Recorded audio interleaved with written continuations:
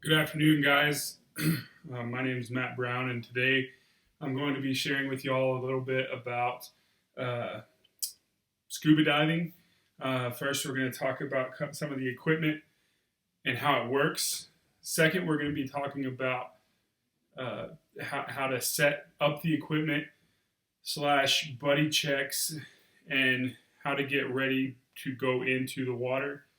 And second, we're going to talk, or third, sorry, we're going to talk about how uh, to feel safe while you're underwater and some of that things that you can do to know that uh, you're going to be okay and you won't freak out while you're underwater. So first, I have here this octo, and I'm missing one piece, and we'll talk about what I'm missing here in a second. First thing that you need to know is this right here will screw onto the tank. You take this here, you take this off, and you screw it onto the tank.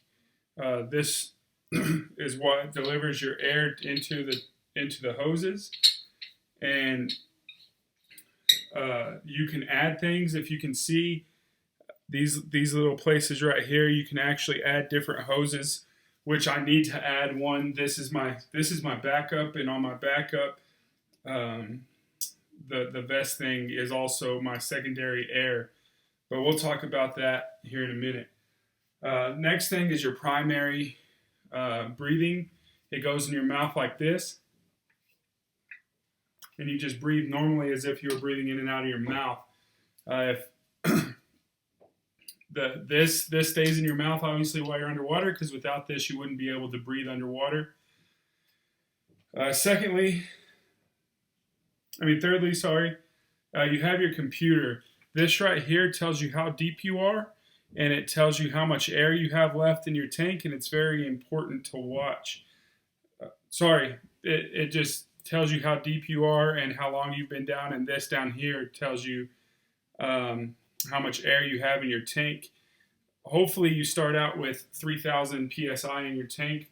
A little more or a little less isn't the end of the world. And then of course, you have your compass so you can tell which direction you're going underwater. This hose, like I showed y'all before, goes onto your BCD. Your BCD is the vest that you wear. It's called buoyancy control device, and you add air into it and take air away through the low pressure inflator valve that this connects to. On this particular case, this is also my secondary source. So if this source of air fails, then I go to the inflator valve and I put it in my mouth. What I like to dive with is another one of these that's usually bright colored, so I know that it's my secondary source, and it goes in this triangle. And so that way, if I'm underwater and something happens to this, then I know I can take my secondary source and put it in my mouth, and I'll still have air. Also, a good thing about a secondary source is if somebody comes up to you and they say, "Hey, I don't have any more air," you can hand your secondary source, and y'all can breathe on the same tank together. So that's just the equipment, and we'll transition into the buddy check. PADI is who I'm certified through. I'm a dive master through PADI, and so we have a certain way to check stuff. But most importantly, what you do is you walk up to your buddy, you stand in front of them. First thing, most important, is that they have air to breathe. So you check their air, you hit the button on their low pressure inflator or their secondary air, and make sure air comes out. You look at their computer, make sure that they have an adequate amount of air and they're not going with too little air. Also, if it says it's zero, then obviously the air is turned off. Second, you check for weights, either a weight belt or if it's integrated into the BC. You make sure that they have enough weight to go down, because if you don't have weight to go down, you're just going to stay floating. You check and make sure all their straps are done up here, down here, in the cummerbund area, and you make sure that their tank is strapped to their back tightly, and so it won't fall. You make sure that they breathe into their primary source so they know that all their air is working, and you make sure all their, like I said, their straps are tight. Patty and my dive instructor teach it a certain way. They teach it, you kind of start with the head and kind of work your way down. Make sure they have their fins, their boots, just make sure they have everything they need for their dive before they start. So whenever your buddy checks, that's just checking what you should, as a diver, should have already checked. Lots of times divers get in a hurry, they're excited, they want to go into the ocean, they want to see the animals, they want to do whatever, and they forget stuff. And that's why this buddy check is in place, because diving can be very dangerous if you're not careful and you don't make sure that you do everything adequately and correctly.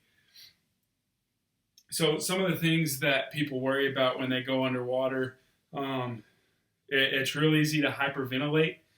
It's different breathing on compressed or a tank of air instead of breathing out in the open. So what I like to work on whenever I'm breathing, if I get into that state, is just don't think about it. Just think about whatever. Don't even think that you're underwater. Just take deep breaths in.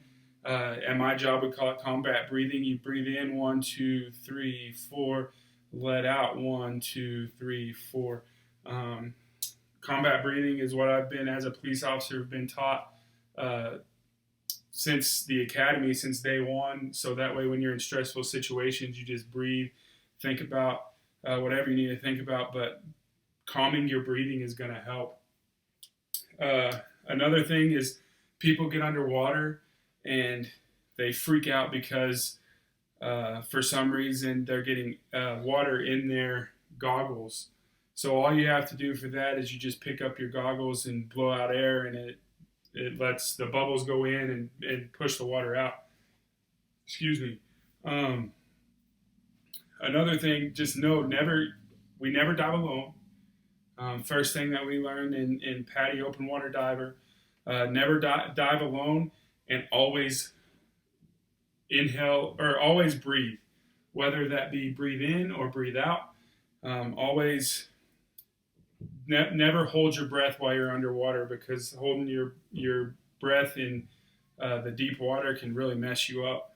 But we never dive alone. The reason we don't dive alone is because if something happens, it can be at the very beginning, it can be in the middle, it can be at the end of your dive. If something happens to your air source, or you had a leak that you didn't know, that you and your buddy didn't find during your check, then you have to buddy breathe, and so you have to have somebody there with you.